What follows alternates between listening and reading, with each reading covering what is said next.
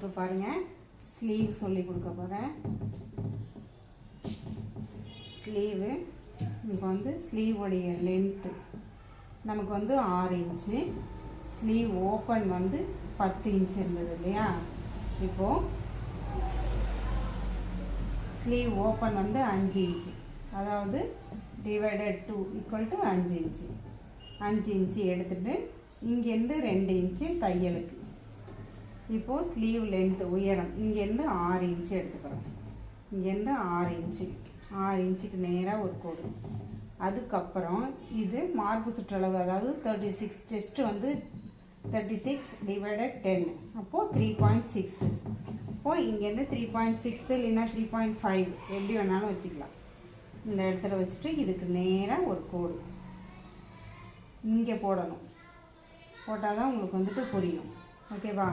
போட்டுட்டு arm whole வந்து நமக்கு 16 இன்ச்சு டிவைடட் 2, 8 இன்ச் வந்துதா. இப்போது இங்கேருந்து இது வரைக்கும் எந்த இடத்துல 8 இன்ச்சு இருக்குதுன்னு நாம் பார்க்கணும்.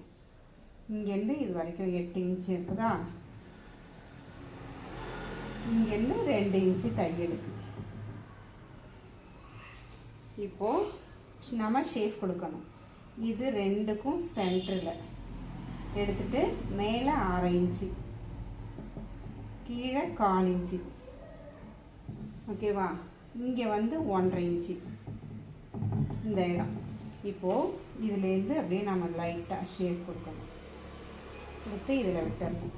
திரும்ப இங்கேருந்து ஒரு 1/4 இன்ச்சு எடுத்துகிட்டு இதுலேருந்து லைட்டாக. இதுதான் ஸ்லீவ். எப்படி இருக்குன்னு போட்டு பாருங்கள். இப்போ பாருங்கள், பட்டி எப்படி கண்டுபிடிக்கிறதுன்னு சொல்கிறேன். இது வந்து பேக் சைடு.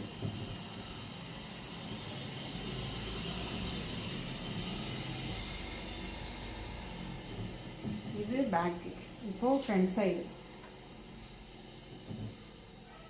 ஓகேவா? பட்டன் பட்டி இப்போது இதில் வருது உங்களுக்கு. இப்போது இதில் இருக்கிற டிஸ்டன்ஸ் தான் நாம் வந்து பட்டி எடுத்துக்கணும்.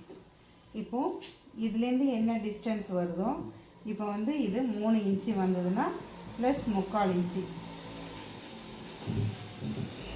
இதில் வந்துட்டு 2 இன்ச்சு வந்ததுன்னா ப்ளஸ் 3/4 இன்ச்சு.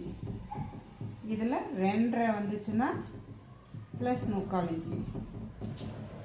இதுதான் பட்டியோடைய டிஸ்டன்ஸ். இப்போது இது வந்து 2.5